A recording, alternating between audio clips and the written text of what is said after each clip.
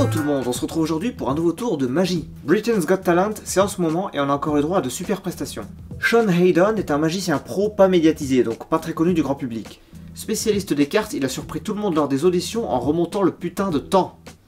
Voici le tour. Avant même le début du tour, Sean a pris une carte au hasard du paquet et l'a mise à l'envers au milieu du jeu, avec comme témoin Antedek. Il demande à Simon de choisir une carte et annonce qu'à la fin du tour, ce sera justement la carte retournée. Il coupe son jeu en 4 et chaque juré mélange son tas en mettant des cartes à l'endroit et à l'envers. Face up and face down like this, however you want to do it. En termes techniques, ça s'appelle foutre le bordel. Les 4 tas sont réunis et la carte de prédiction est donc perdue. Sean demande à Simon quelle est sa carte, c'est le 2 de carreau. Simon. It was the 2 of diamonds. Le jeu est confié à Alicia. Sean explique que pour retrouver la carte, il va falloir remonter le temps avant que le jeu soit mélangé. Il demande à Amanda de lui donner un chiffre entre 3 et 10, parce que ça fait plus de 3 minutes que le tour a commencé, mais ça fait certainement moins de 10. 9. Il sort son téléphone et remonte l'horloge de 9 minutes par la pensée. 1746. 5, 4. The phone goes back 9 minutes. Mais comme le temps est le même pour tout le monde, tous les téléphones de la salle affichent l'heure moins 9 minutes. Je sais qu'en vrai le temps est relatif, hein, mais bon, on n'est pas là pour faire un cours de physique. Sean reprend le jeu et il n'y a plus qu'une seule carte à l'envers. It's the 2 of diamonds. Honnêtement, ça tue. Vous allez voir que les techniques employées sont extrêmement répandues, mais il les utilise d'une façon hyper cool. D'abord, toute la première partie du tour est authentique. Il prend vraiment une carte au hasard dans le jeu pour la retourner et la mettre au milieu, le mélange des jurés est tout ce qu'il y a de plus vrai et il a vraiment un jeu en bordel. Mais, avant même le premier effet, Sean va échanger le jeu mélangé, qu'on va appeler le jeu A, avec un jeu spécial ordonné, qu'on va appeler le jeu B. Ça se joue là. Après avoir rassemblé le jeu A en un seul tas, il le pose sur la boîte en carton. De façon très précise d'ailleurs, hein, le jeu est parfaitement aligné. Et pour cause, cette boîte est un gimmick qui permet d'échanger 2 jeux de cartes. En fait, le jeu B se trouve dans la boîte, qui n'est pas vide.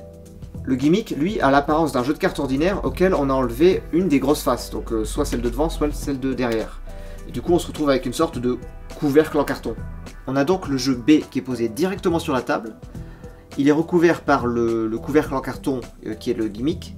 Et dessus, on pose le jeu A. La boîte en carton va ensuite s'inverser. Et c'est là tout le mécanisme du gimmick. Les petits côtés de la boîte vont pivoter grâce à des élastiques, ce qui va découvrir le jeu B et recouvrir le jeu A. En gros, ce gimmick dévoile un jeu de cartes et en dissimule un autre, afin de faire un échange.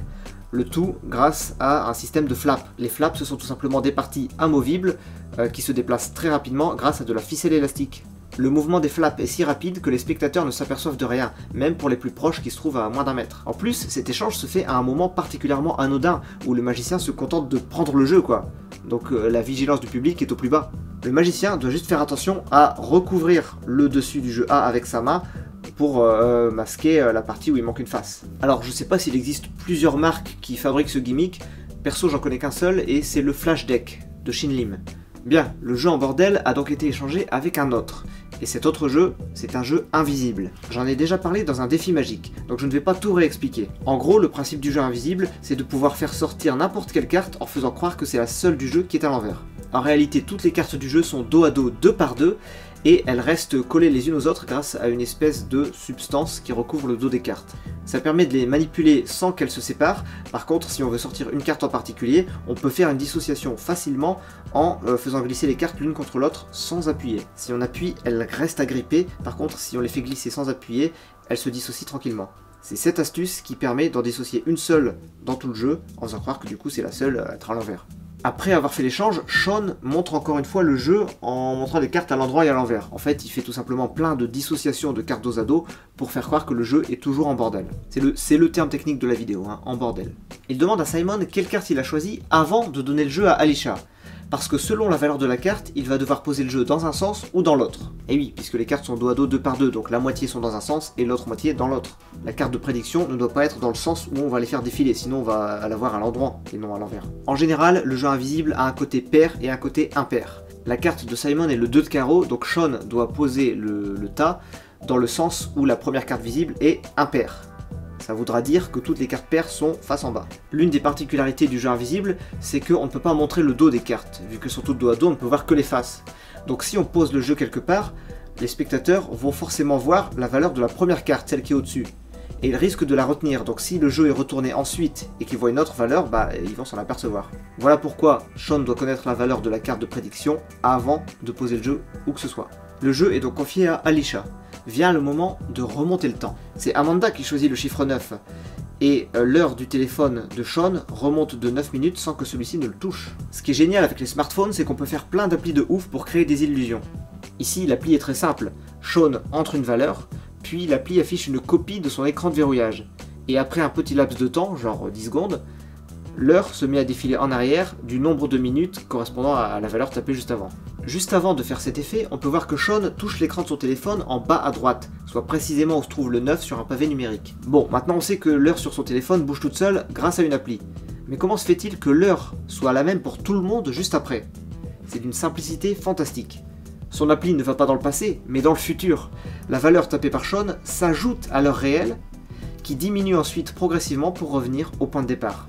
Autrement dit, au moment du tour, il est 17h37, Sean ajoute 9 à son horloge, ce qui nous amène à 17h46, puis après être revenu au point de départ, quand tout le monde regarde l'heure, il est naturellement 17h37.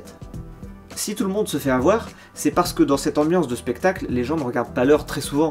Les gens ont une certaine notion du temps, ils savent à peu près quelle heure il est, mais pas à la minute près. Donc si on leur montre une horloge avec un léger décalage, ils n'ont aucune raison de croire que cette horloge affiche autre chose que l'heure réelle. Ils vont naturellement penser que c'est la vraie heure. Et cette illusion est d'autant plus puissante qu'on est en intérieur, c'est-à-dire qu'on ne voit même pas le soleil défiler. Moi je trouve ça génial. Le mec arrive à faire triper les gens juste en leur faisant regarder l'heure sur leur smartphone.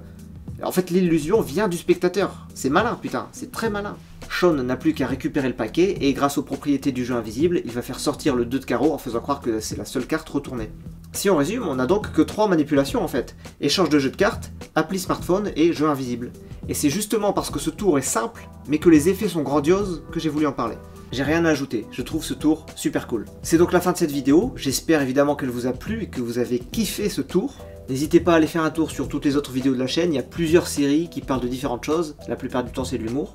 N'hésitez surtout pas à interagir avec les autres viewers, à faire des petites discussions dans les commentaires, mettez un like ou un dislike selon votre opinion de la vidéo. Pour être au courant de l'actualité de la chaîne, vous pouvez bien sûr vous abonner ou me suivre sur Facebook et Twitter, ou pourquoi pas tout ça à la fois. J'ai aussi une page Tipeee sur laquelle vous pouvez, si vous le souhaitez, me soutenir financièrement. J'en profite, comme à la fin de chaque comment il fait, pour remercier les tipeurs.